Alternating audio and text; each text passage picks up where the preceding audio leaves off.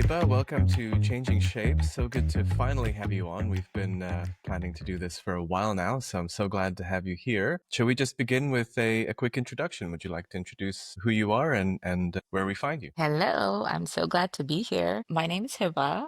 I'm based in Berlin. It's very hard to describe exactly what I do in a very quick and concise way, but I'll try. My background is in product management and working with startups. It's kind of been that way from almost day one. I have moved a little bit more into the content and engagement space. There's always been a little bit of community in what I do. Sometimes I've called myself a no code developer, and these days I actually call myself a little bit of a designer. So I do a bit of everything. I'm on LinkedIn, I'm on Substack, definitely not on Instagram, and occasionally I reply to WhatsApp messages.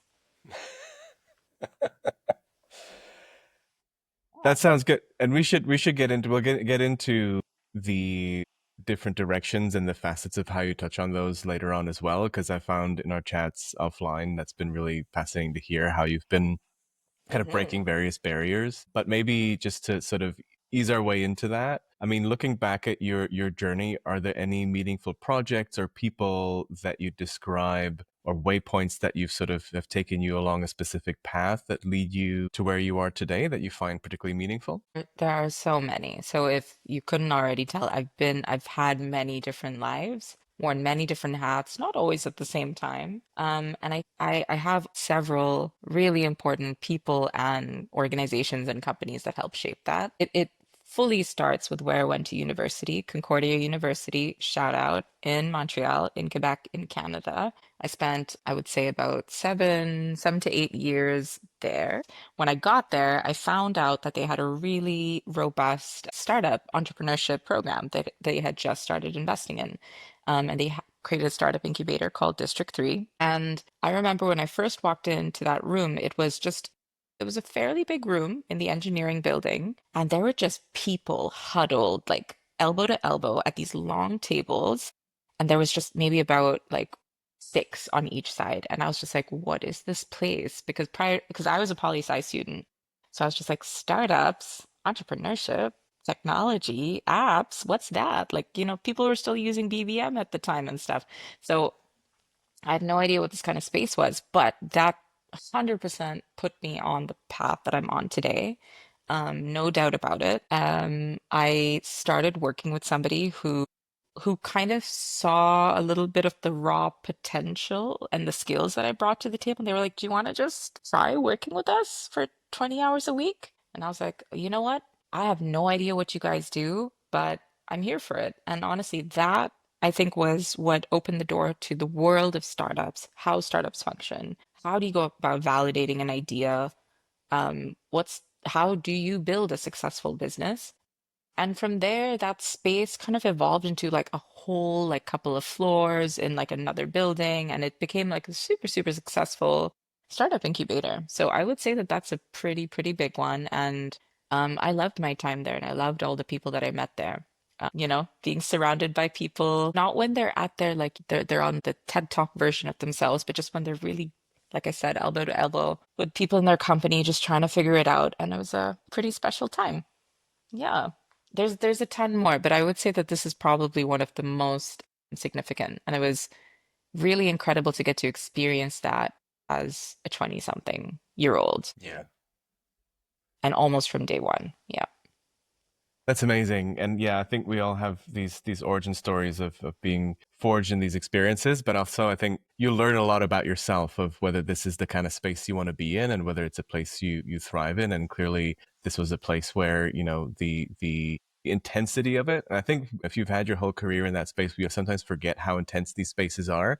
And sometimes I talk to people who work in different areas Mm. and realize that actually that's not the whole world. So would you say that has been a through point throughout your career in working in these spaces where there's that intensity in the startup feel of the work that you're doing? Is that where you thrive? That's a super, super good question. I hate to say it, but yes. But I also don't know if it's because I came up in like the girl boss, hustle hard, it's cool to burn out era. But yes, I do thrive in very intense environments. And I do think that people kind of lose pers when you're in that startup bubble about like how critical it is, generally speaking, for one's health, for the world, for your user that you're building for, sure.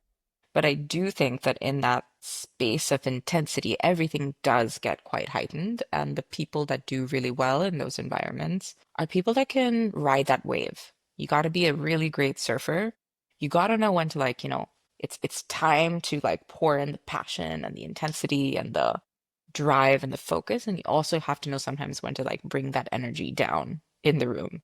I think that that's probably why I do really well in those situations. I'm a real chameleon, and in the sense that I'm good at reading what the room needs and giving the room that, sometimes to a fault. So sometimes I'll be seething on the inside and I'll be like, or I'll be like freaked out. And then you have to kind of be like, mm-hmm, mm-hmm.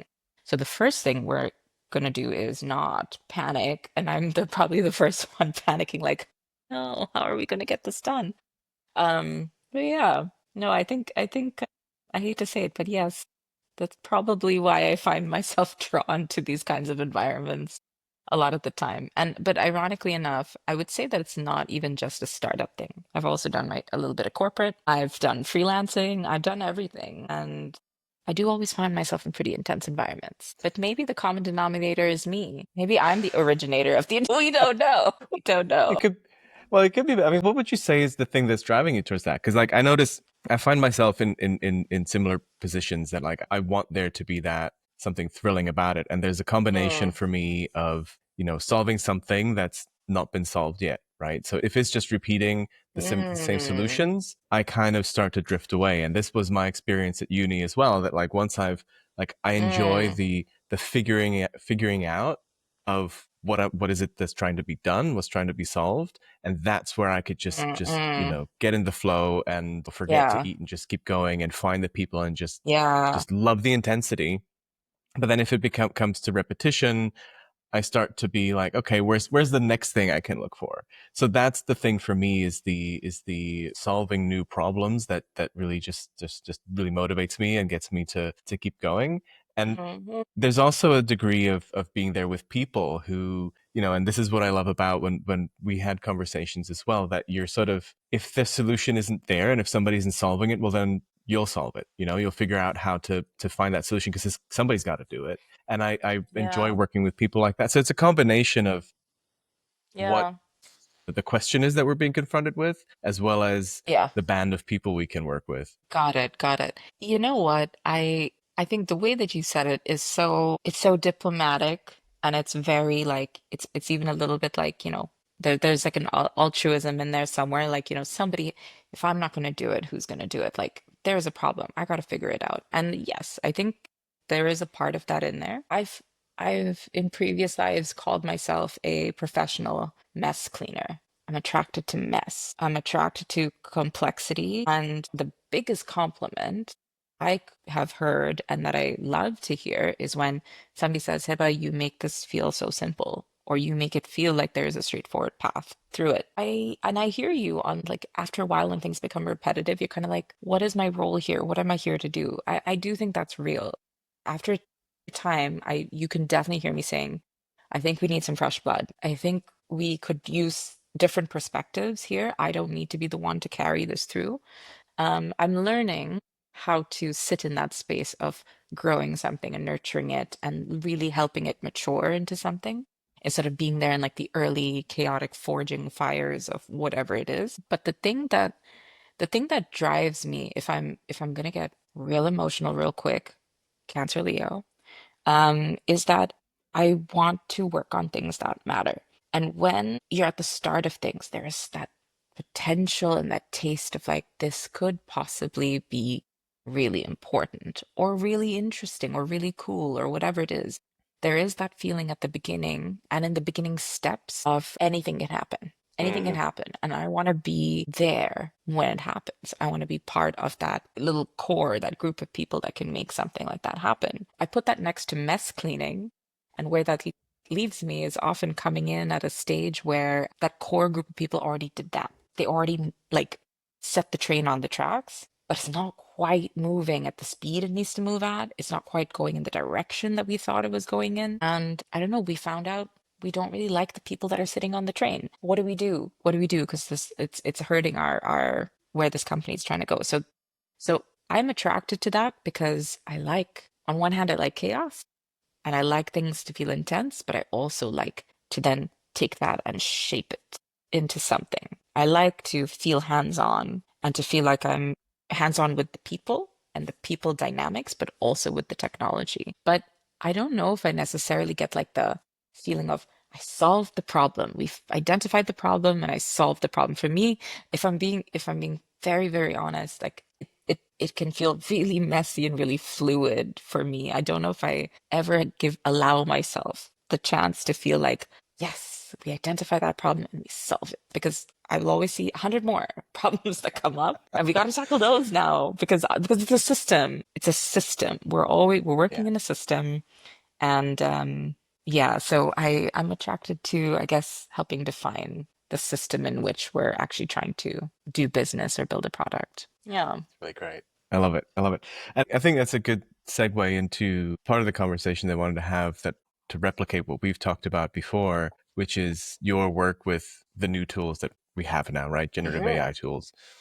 And I think, you've posted about this in some really amazing articles, and your writing about it is so insightful. And I think what you said before, you do bring a sense of clarity to questions and to ways of working, which is really unique. And you describe it in a way that once you've read it, it seems obvious, which is really great. And I think your Substack is just amazing. And I love whenever you write something, I'm super excited to just get onto it and start reading. It's absolutely amazing. And Very so kind. I loved your experiment where you went down the rabbit hole of using Lovable, and how you've been seeing what the extent of these tools is, where their ceiling is, but also how they can Hmm. really enhance the way that you work. Now, it's been a few weeks since we talked about this, so just to get maybe a quick status update where you are with those, and where, both in terms of use as well as your perspective on it, has anything shifted, or how do you see things at the moment? It has. And I am cooking another post. Amazing. Um, so okay, I have to give Lovable their flowers. I have to, because as a tool, it fully changed how I was doing product and enabled me to truly append designer to my title. Truly. Without it, I would have still done a good enough job, but I would not be able to produce at the level or ideate at the level that I do currently. So with Lovable, I think they're fab because they truly make it easier to take an idea, fuzzy, chaotic idea. If you know nothing about prompting, honestly, it's a different conversation to talk about optimizing how you use these tools. So I'm not here to really talk about that because also I think the technology is going to get to a point where you're not going to need prompt engineering, etc. So I don't think that's that interesting to talk about. But the tool itself and the I guess the prompting they're using in the background and the intuitiveness of the AI when you're trying to build something is great. So you can give it very little information and context about your business or your product, and it's going to do something that's decent. In recent weeks, I have been experimenting with Replit. I'm not going to compare the two because I think the two can serve very different audiences and help people in different ways. But I'm very excited by Replit. I think as an average person who is interested in starting to build things, they want to get a little bit of a grip on how to work with an AI and vibe code, vibe build anything. I think Lovable is a great place to start. You can build websites easily. And you can build pretty simple apps with a backend and front end really easily. No technical knowledge, no prompting knowledge, even. You can do a lot of great things. Cool. Replit, though, I think in my opinion, for my purposes, is very interesting because have you used Replit, by the way, before? I haven't, no. Okay. So what I love about it is when you log on, right? You get the chat box in the middle of the screen. I think that's such an interesting way to kind of like introduce people into vibe coding because it truly gives people the chance to type in whatever and be surprised at the magic of what the AI is going to do with it. Anyways, so you have the box, right? So you type in a whole bunch of things. And what a lot of vibe coding platforms will do is they will then just take that "bleh" that you typed and they'll start building. Look at the magic. Look at how quickly I'm building. Replit doesn't do this. Replit takes you to a step that says, I'm going to create a plan based on what I understood. Now, I said prompting was not that important, and I don't think you should think about it that much. But my one exception would be you need to know to tell the AI to don't code, make a plan, come up and ask me questions. Replit builds that into its workflow. Fabulous. Okay, great. It is helping itself and me articulate the specs. And there's even things like, okay, here are the features I'm going to build first, and here are like the nice to have features later.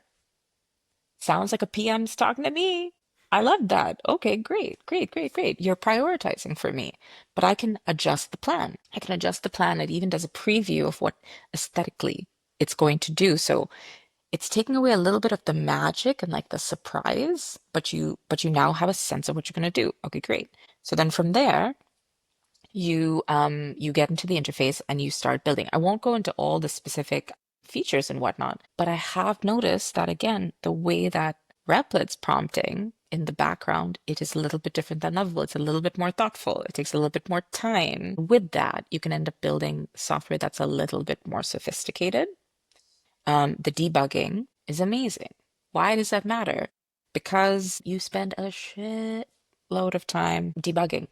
So, talking about systems and chaos and everything, it's one thing to build something as quickly as possible. And that's the metric that people talk about a lot. And honestly, before vibe coding, that was also the metric, right? We've built our product in 4 weeks. Da, da, da, da. Speed is super important. It's a competitive market. But you know where people get tripped up? It's when people first start using the product, you start finding bugs, you find issues. How long does it take to debug that horrible code you wrote? Because you had to work super fast. And it's the same problem on the vibe coding level. So I've been spending a lot of time with Replit. I've been finding I enjoy the workflow a lot. I think workflow matters. I'm finding I do need some friction. I need some hand holding. And Replit does the right amount of that for me personally. So I do think it's also personal choice. And I just like the outputs of Replit a little bit better. But I would always recommend for somebody to try Lovable first. And honestly, with all of these tools and all the models they use, unfortunately, there's no one tool that's kind of doing it all. You have to kind of try a whole bunch. Um, but yeah, I really enjoy trying things. I will always try something once to form an opinion and to have a grip on it. But it's interesting hearing you talk about it makes me think of from a product person perspective. It reminds me of it's like picking up a pencil and learning to use a pencil. And I say that because over the weekend I was building a bird feeder with my son out of wood. Some wood lying around, some tools. Mm, And I know, in my head, I'm like, I know what this bird feeder is going to look like. And then I get the tools out and the wood, and I'm mm, like, well, okay, now that it's actually right in front of me, I do have some questions that the imagined 3D object in my head that I can't answer just by imagining yeah, it. So pick up a pencil and start drawing it out yeah. because before, I don't want to cut the wood 5 times because that'll be a lot of work. Draw it out. And then I've turned this thing in my head into something tangible and real. And even though the birds can't eat from the Mm, thing on the paper, I've already worked through a bunch of questions, which while I thought I could work them out in my head theoretically, I couldn't. I needed to put it on paper. Then there's some more mhm, questions when I actually start building the thing, but at mhm, least I've taken a few steps that will just mean that I can communicate or execute the final object in the end. Then there's the aspect of this definitely isn't the mhm, best bird feeder. I'm not a trained carpenter. I can use my hands, but there's people that will be way better at making a gorgeous bird feeder, but it fulfills the purpose and it was built. But I feel that with these tools, it's a bit like learning how to use, at least at first, a pencil, how to just get your idea out somewhere and think it through a bit more. mm, And then mm, there's ones that might be more like CAD, where, they might take some more time to learn, mm, but you can be a bit more precise at thinking this through in a theoretical way before you start working on it. 100%. And so to create more and to communicate in more depth and have Mm, a more cross-platform knowledge and experience, I think it also mm, starts to remove the obscurantism that is a lot out there where if you talk to experts, Mm-hmm. and at least I have this experience where there are experts where I just don't know enough about their field to be able to second guess, Mm, sometimes having to take their word for what it is and not being able to dive into it. And I'm finding that these mm, tools are allowing me to, I can't do their job, but at least I can mm. understand it a little bit more to just dive at least a few levels deeper to do the work a bit more Yeah. easily. Do you Yeah. see it that way? And in a way, do you see our field changing a bit by having being able to have these conversations more accessible?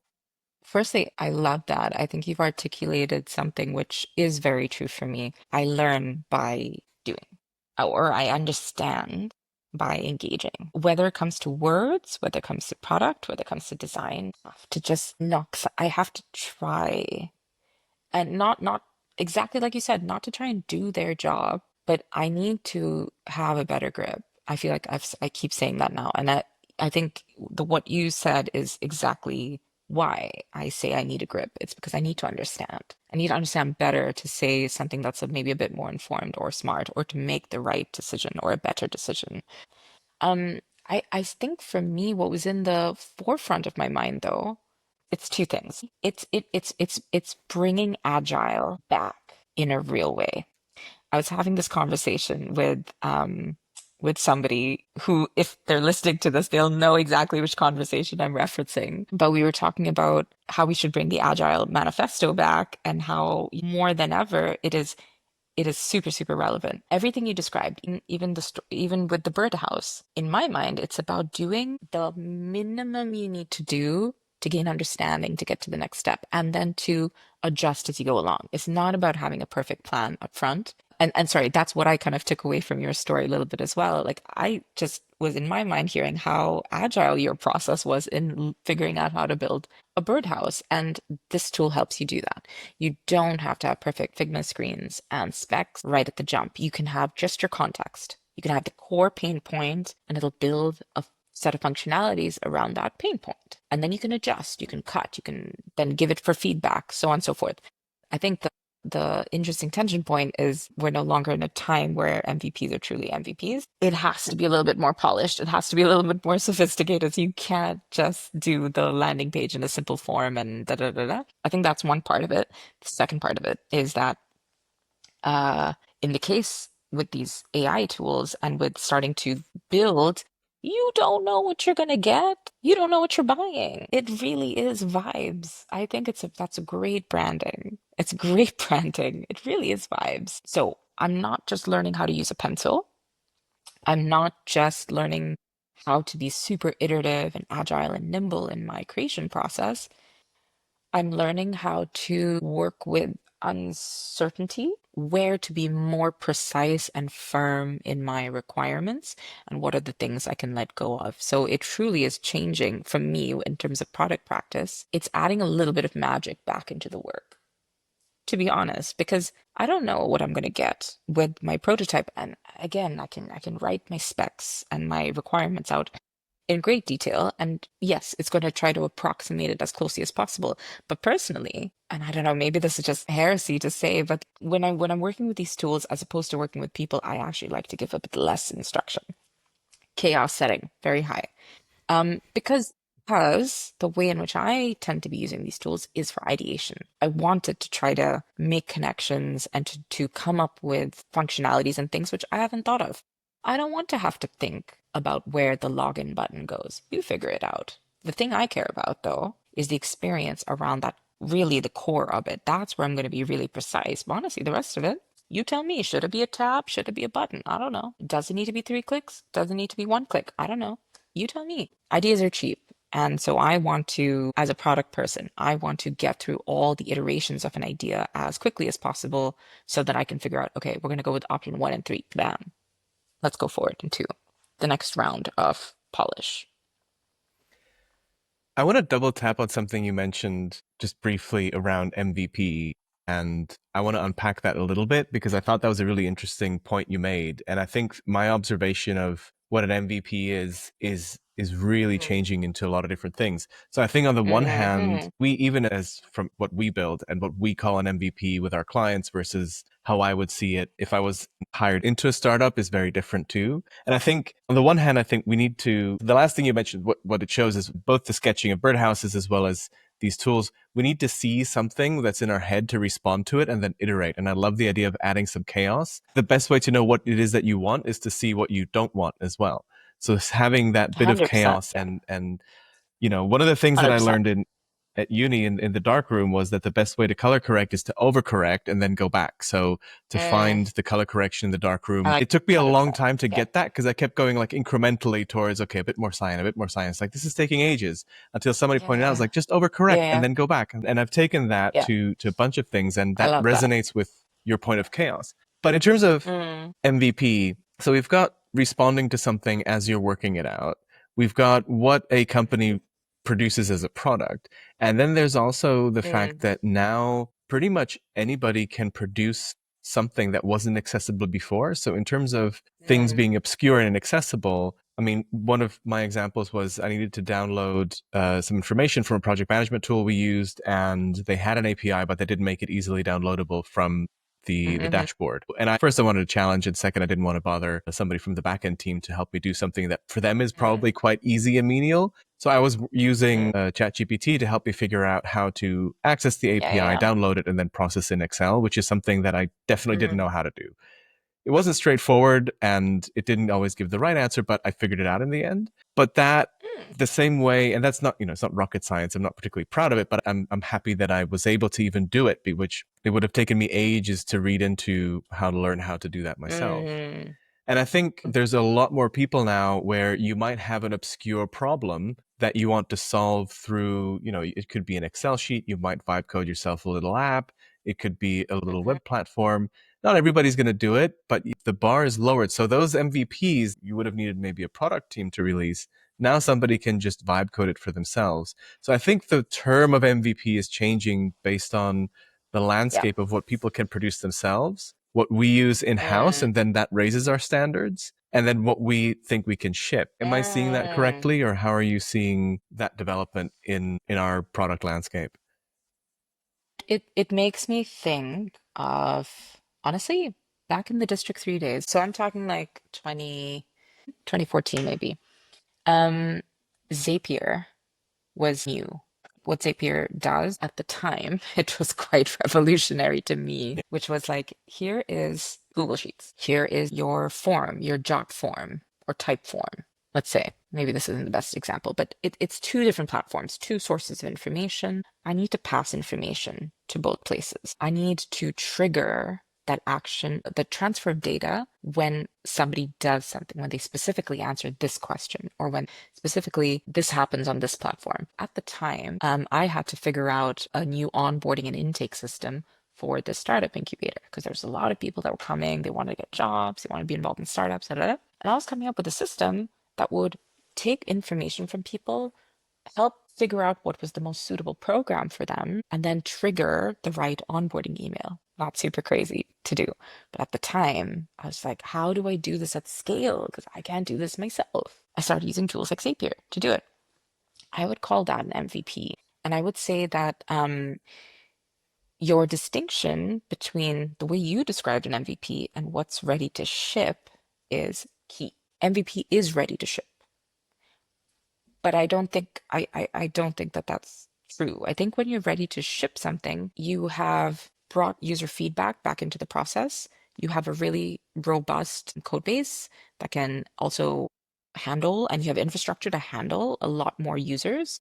That's ready to ship. It's the unsexy operational things that are also in place. What happens when something goes wrong? Do you have a solution and a workflow for responding to that person's issue? That's ready to ship. That's not MVP. MVP is you really are accepting there's a lot of manual work in the process, but there is a core functionality. If it's connected to a more sophisticated technology, that is about that's as complicated as it needs to be. But it needs to be hands-on. It needs to not be scalable because you need to be as close to the problem and the reaction that people have to the solution as possible. There was this Masters of Scale podcast episode. Reid Hoffman hosts it, and I think one of the earlier episodes was with Brian Chesky, They were talking about the Airbnb, and it was talking about how they went about prototyping or getting an MVP for Airbnb experiences.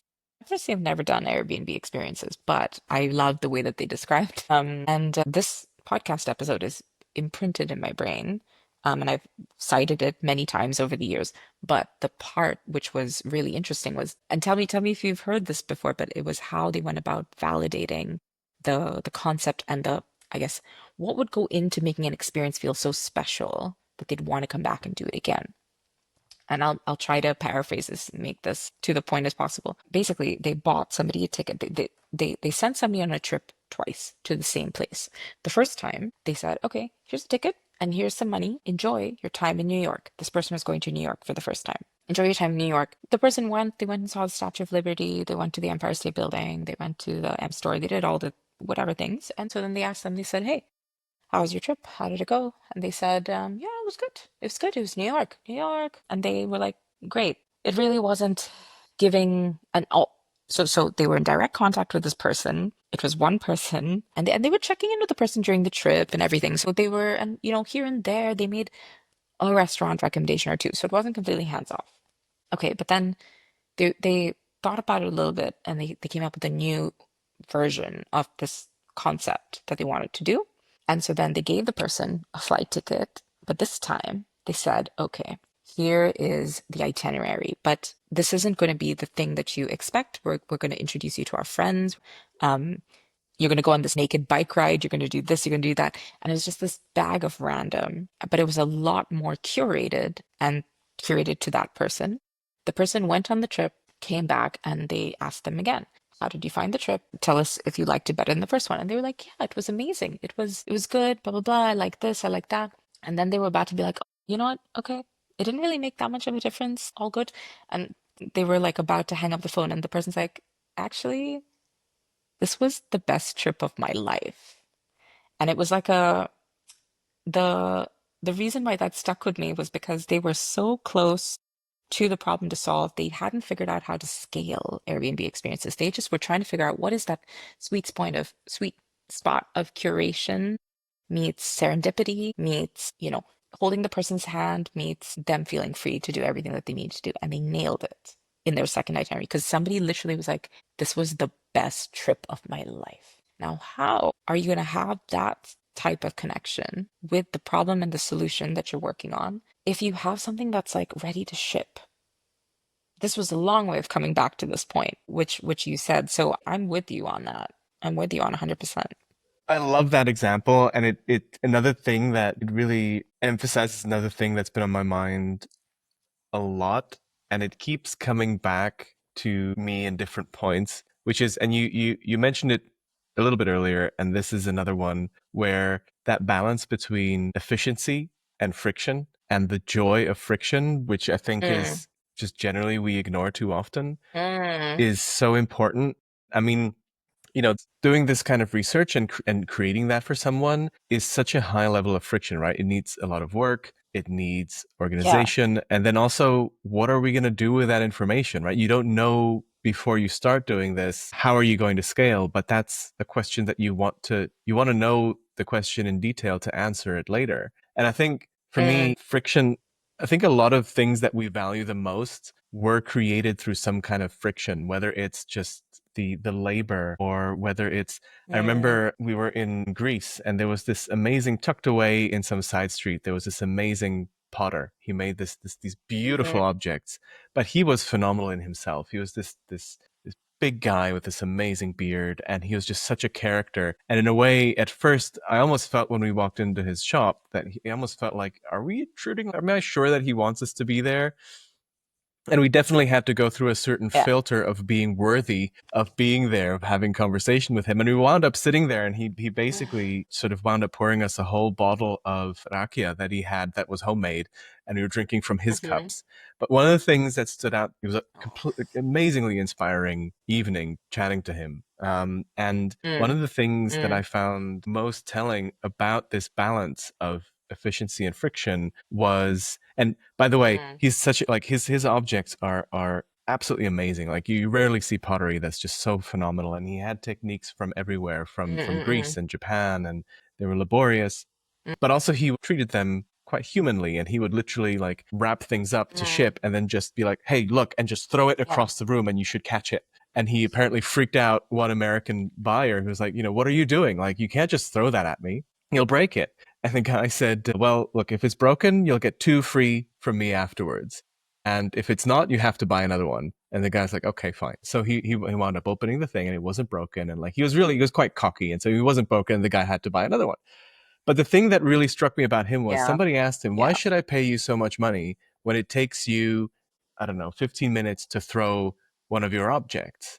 And he says, well, it's not 15 minutes of Mm, throwing the object. It's 40 years of experience that I've mm, put into knowing how to throw an object like this in 15 minutes. And nobody else can do that because they don't have 40 years of experience that is behind those 15 minutes. And I thought that was such a precious point of realizing that the mm, friction that we see and the objects we look at in museums, the products that we love using, whether they're the pens that we mm, use or whether they're, pottery that we buy from on an island in Greece, they all have a foundation of things not just being done really quickly. There is an element of mm, friction that we had to somehow overcome. And I think the thing mm. that we've gone through collectively with these generative tools is you can just prompt it and it'll create an image. Very quickly, though, that's become AI slop that we don't want to look at. And I think the visuals, the videos, the photos, the Yeah. text is something that we can read and we can feel, even if we can't properly describe it. The code might be a bit more Mm, in the background when it comes to product design, but there is an mm, element of feeling there, but there's also security and more harder facts that we have to look out for. But yeah. the finding this balance of what you and I do in product, of seeing Mm, where do we want to be more efficient, where is there brunt work that is just brunt work and isn't really leading to more efficiency, versus where is there things where we maybe totally. deliberately now have to choose not to make it easy for ourselves and we have to go through that friction. And I think the Yeah. example that you mentioned with this Yeah. sort of taking people on a tour, and really that is hard work to organize that for somebody, but the wealth that you get from the Yeah. research coming out of that. So, and I mean, and the other thing, just as Yeah. a final one, is, I haven't tested this and I wonder if you have, but I've heard people talking about doing user testing with AI agents. And for me, that seemed contradictory. Like, yes, I get how you do need for QA and just making sure that all the buttons work fine. But I think if I'm making something for a human, I can't connect in my mind how an AI agent can give me valuable information. It is efficient, but maybe that's a point of friction where there should be some. So Mm, a long way of saying, I love this yeah. tension between efficiency and wanting efficiency and avoiding friction, but also needing friction to make better work. And I wonder, how do you decide Yeah. where you want things to be more efficient and where you deliberately want to bring Mm, in some extra friction? Honestly, great, great point. I do think about this a lot. I think about it within my job for sure, but if I may just be a bit broader for a second, it's a real tension point, isn't it? AI has made it possible for us to build, create, ideate faster than ever. And a lot of people lead with that in terms of their messaging and their branding, personal level or on a company level. Look at how fast we did X, Y, and Z. But at the same time, something that exists alongside it is that when we learn that something has been AI designed or built or generated, it deprecates in value a little bit. So we have this interesting thing of, well, people are trying to reduce businesses because of the capitalist system and machine that we exist in. Their default is let's build more, let's build faster. What is being ignored is consumer sentiment and the cultural aspects and the overwhelm and the burnout of like there's way too much stimulus now. The sloppening, credit to Joe Burns, is just it's eating my brain. I feel my brain rotting. I feel like, what is this stuff I see on Instagram? Da, da, da. If you can't bring these two things together and figure out the right amount of friction, just honestly on a marketing level, you're not speaking to what the consumers actually want. So they do want things fast. They do want things yesterday. They do want the newest and the best, but they want to know that you took the time in the right ways and places to build something for them. I bring in a third variable. I want it to be personalized to me. AI generated anything makes it really possible for you to create so many more personalized permutations of your product or your service. Bring all of this together. You still somehow need that sense of craftsmanship and attention to certain details. And so that's just when you were speaking, that was one thing and I was just like, ooh, that's a Venn diagram that needs to exist. But secondly, when it comes to friction in my work specifically, there's this designer, she wrote something on LinkedIn, Evnisha, and she kind of like just focused in on the phrase of meaningful friction. So again, I'm sure you kind of experienced this when you were coming up as well, but like, how can we reduce the number of clicks to get you to X, reduce friction? I was trained on this. I'm 100% trained on it. And of course, like, what is the point of reducing the clicks and friction? It's get the user to the hero content or action or whatever as quickly as possible because we're assuming that they are impatient, they're in pain, they want the solution yesterday. Okay, I get the premise of it, but there is also such a thing of going too fast. We know that as well because people can lose context. They might make a destructive action or a very important thing that they can't undo. So we also understand the point of putting in the right amount of onboarding, which honestly is a form of friction, into the flow. It can be really passive, it can be really active, intrusive in your face. So friction when it comes to user experience is one thing you have to be aware of. And then it's on like an actual functional standpoint, like so in terms of product. With your example about the user testing, I just feel like literally the neural pathways in your brain of what you're trying to learn or what you're trying to make a decision on, how can you form them if somebody else is asking the questions and receiving the answers and you're receiving the sanitized version of those answers? There's so much nuance, which again, at this point in time, the technology cannot nuance the way that you can, because it also only, if anything, only because it does not share your life experiences and perspectives. I'm sure it can do great analysis, probably better analysis than I can do, which minor detail, I do use it to do that kind of analysis. But how on earth is it going to hold your wealth of experiences unless it's actually integrated into your brain, which maybe will come as well. Whatever, it's possible. So I use, for me, the friction. I have to be the one to do the work. But where I like to reduce friction is sometimes in analysis, yeah, in ideation, as in I need to generate quickly as many ideas to decide what I like and don't like. And then sometimes if I am truly just stuck, because I'm a baby designer at the moment, so I'm trying, I'm learning on the job as I do. It's super fun. It's a very different mode to be in. But sometimes I just don't. It's not that I don't know. It's just that I gotta produce something for people to build. I gotta make a decision quickly.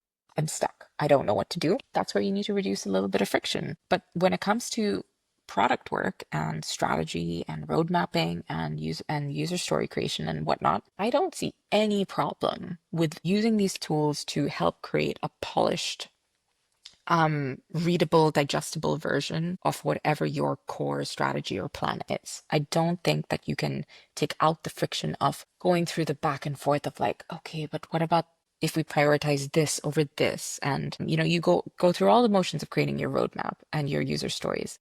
You kind of have to do that groundwork first. And coming back to the whole, I go onto a vibe coding platform, I see one single chat box. I think you still have to do that work to come up with what goes into that chat box. You can't just say, I'm working on a ride sharing app. Give me a roadmap. I think that's a bit of common sense though. I don't know if I need to really spell it out that way, but I'm all for making your life easier. A lot of us are not saving lives. A lot of us could use our time better resting or getting stimulus from other interesting places or listening to an audiobook or doing whatever. Forget work-life balance. I really think to be better creative, you do need more time away from the problem, away from the technology, away from your computer.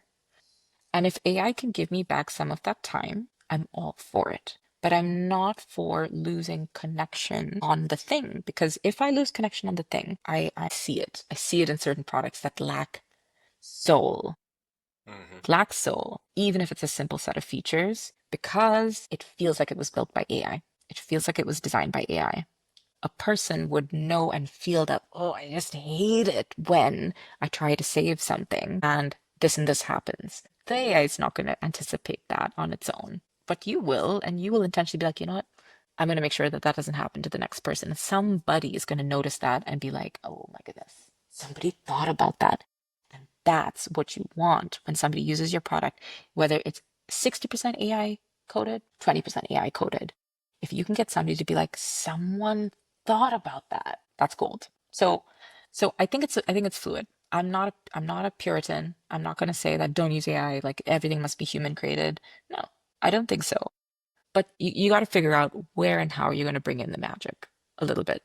And the magic almost always comes from that human surprise factor. You don't know what it is you're going to like, plant your flag on. But the AI is super compliant and eager to please and eager to build things as smoothly and as quickly as possible. And you're the counterbalance to that. So call it friction, call it texture, call it color, call it whatever else you want. But we should be very much grounded in the creative part of that work. And then it's up to you as a person to how you want to work to decide where you're going to reduce friction for yourself. I personally don't want to spend time coming up with 15 ideas for an onboarding screen. I can do that. And I'm great at like pointing and deciding which base we're going to work with and then doing the work of, you know, getting it to start to feel like something that is human made, not AI made. That's a Into many that's places I in love there. that answer. And I think that point of we didn't ask for that creative process to be solved. We wanted the other things to be solved, but it's like it's solving now those bits that are actually the enjoyable ones. Yeah. Is a really Mm-hmm. good one Yeah. to remember. But I think what I also love about your answer is your hopefulness for product design, because I can see the way that digital products are going could be one of two ways. And this kind of leading to my final question, although it's more time based, I could keep going, but it's really a fantastic conversation with what's been going on in our space, starting with the efficiencies that Elon Musk brought in with Twitter, and it's still working, and he fired Mm, 80% of the workforce, and that being an inspiration towards a lot of other companies doing that for the goal of profitability, as well as the mm, fact that now so much can be vibe coded. Like, there's one way that things could be going, which is, do people still care about products to have soul and to be thought through, as well as, I think with so much AI slop, I think I'm feeling a strong cultural shift towards more IRL authentic experiences, because now everything mm, that happens on our phones is not so soulful AI created mm, slop. So I can see that the mm, shift be going more towards the value of IRL experiences. But at the same time, what you said makes me actually feel a bit more hopeful, because I do love a soulful product. And I mean, even I was in a rental car slightly older, but it had a digital display, and I noticed that when the mm-hmm, signal, the little green signal arrow was on, that in the little they had like well, it wasn't real metal rim of the bit where it shows you the speed, but it was pretend metal, but they made it so that the little mm, green light reflected off of the thing that's trying to pretend like it's metal. And somebody sat there and thought about this and made like, oh, I'm gonna simulate a little reflection of the light in this little display. And like, yeah, it's a bit mm, dated, and it's not something that I would mm, decide to do today. But I saw it, I'm like, no, somebody spent some mm, time to just make this look in a way that they felt at the time was nice, and they didn't have to do that. It's not functional. mm, It's just it has a bit of soul. And I think I can also imagine that as things change, that when we do feel soul in products, that it will be like that we'll go through this phase of, okay, it's all just AI stuff, but then we'll start searching for these little things of where was their soul and where is there. So I'm in a long mm, winded way leading to a question, which is, how do you see the future of what we value in product design with these tools coming out, and like the shifts, the cultural shifts that we're going through? What do you think we'll be valuing, both whether it's in what we do as product mm, designers, as well as broadly culturally? Are you hopeful? Or do you mm, think we'll have some renaissance of the crafted tools? Or what's your take? Because I'm not sure mm. how I see it. I kind of go, and I like what you just said a minute ago, because it literally, even though we weren't talking about this question, it did give me that shimmer more of hope that actually it's not all Yeah. hopeless and it's not all soulless. I okay. I I think there's always going to be a market for craftsmanship, really intentional, crafted digital experiences and IRL experiences. There's always going to be a market for it. We crave connection. We crave authentic messages. We crave things feeling simple, feeling nostalgic, especially with how fast things go in our world these days.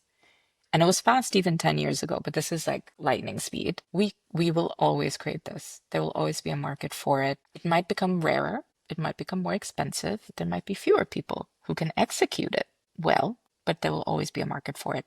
Like art, we spend money and time to consume art and to listen to classical music and to read and write poetry and all of these things because it is essential and core to our how we see ourselves and how we see others and how we derive meaning from the world around us.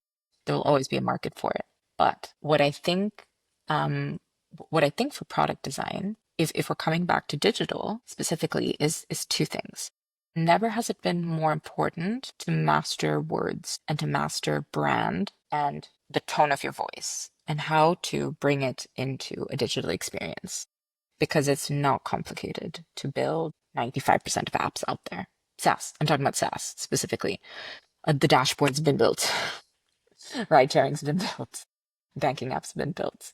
You know, nobody necessarily at this moment in time with existing technologies, we don't have to reinvent the wheel from a design standpoint. So that already feels a bit bleak, right? It's all been done. But where you will always have a chance to have some fun is when it comes to how the brand is making itself known in the product. There's so many ways you can have fun with it. So that's one thing.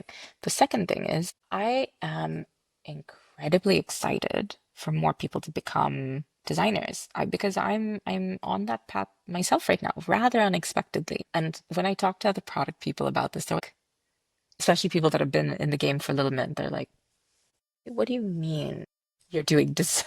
You're probably not very good. And be like, why? Like, that's not our lane. That's not what we do. But that's exactly why I'm very excited about it because I think more people who you wouldn't expect would be a designer are going to get to bring their creativity into product work. And that's where you're going to start to see interesting things. You're going to see people rethinking interfaces that have become gospel to us now. We have templates for a form, for a table, for we have best practices, sorry, not just templates. Throw a stone. You can copy another app. But I think when more people from different backgrounds and doesn't need to be outside of technology, can be developers too, can be QA people, can be customer service. How exciting would it be for somebody in customer service to actually redesign an onboarding of the app that people ask 101 questions about? Gold. No longer is it just a gatekeeper, one person who can take all this information and do something with it. You can do something with that information and imagine the experience differently. And it might not work perfectly in terms of user experience, right? Talking about friction and clicks and all these things, people still expect a certain thing when it comes to using an app. But hell, I think you might come up with some really unexpectedly cool ideas. And if not feature wise, at least content wise, at least messaging wise. So I am excited for more people who are not designers to start doing design work and to start thinking of themselves as being really creative and designing things that's the gateway to feeling like you are a creator and a builder, even if you are not touching code. And I think I have always allowed myself to feel that way, even though I was not a developer or a trained designer. And I would say I'm not a technical person. I've spread that narrative around a lot, but AI and the moment we're in now has shifted this for me. So I'm 10 plus years into my career, but I feel like I'm actually just starting because I've mastered now the technical and operational aspects of this role. Been there, seen it. The magic has kind of gone out of the work a little bit. Let's be honest. Again, you've done all the apps there are to do. You know all the patterns, you know the rigmarole, you know all the usual tensions with working with startups and whatnot. But this is just it's the canvas is wiped clean and you can now rock up as a builder that maybe you do a little bit of design and you start to do a lot more coding. Maybe you do a lot more design and a little bit of coding. but you can truly come up with your own persona, your own workflow, because these tools exist. And ain't nobody gonna tell me that I can't be a designer, even though I've never formally worked as one, because I'm doing it. You know what I mean? So that's what makes me excited and inspired about where product design is going, where product building is going. Because I think some real unexpected characters are going to bring some fresh blood and some fresh inspiration to our little bubble where we think we know exactly the best way that, I don't know, digital experiences should be formed and shaped. The very last thing is people that come from outside of our bubble and start to build and design things on their own, they're also going to think about more interesting bridges into IRL experiences, coming back to what you were saying. It's not just about designing for the digital part, just the digital part anymore, but that holistic thinking, people that are not so close to the technology and feeling like this is my tool, this is what I must focus on, they're going to also come up with more interesting ways in which that bit of that technology layer fits into the larger experience. So I'm excited for that too. And I think that's just going to make for better, more protected IRL experiences alongside with more interesting UI and UX. Yeah. I think that you articulate so wonderfully the hopefulness of the removal of barriers, both from a personal experience and what that means to everybody individually, as well as culturally, what opportunities that gives. And yeah, I think that's a message that is a great one to put out there more because I think there is a lot of fear. And yeah, I absolutely love how you express that and the hopefulness that comes from it. It's just a really great message. I love it. I think that's a great place to wrap up. Thank you so much. Thank you so Enjoyed much this for so joining the much. podcast. I do hope we can do this again sometime because yeah, it's really wonderful talking to you. Wonderful talking to you.